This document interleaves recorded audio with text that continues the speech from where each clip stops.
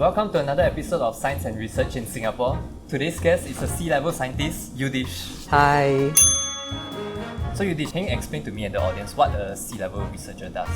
So essentially what we do in sea level research is we're trying to understand past sea level so that we can better project future sea level in the coming decades and the coming century.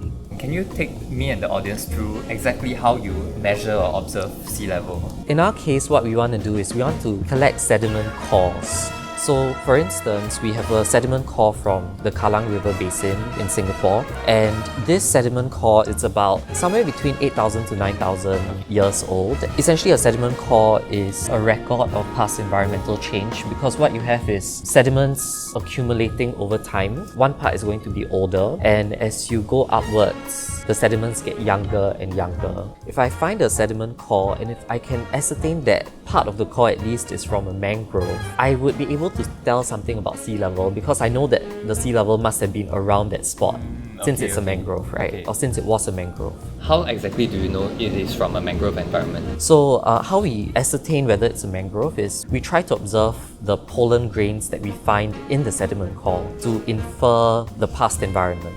Once we ascertain whether at least some of the sediments are mangroves, what we do is we'll pick out like pieces of wood and we'll send it for radiocarbon dating to get the age. If a piece of wood that I select from this part of the core is like 8,000 years old, I know that 8,000 years ago there must have been a mangrove 12 meters below present.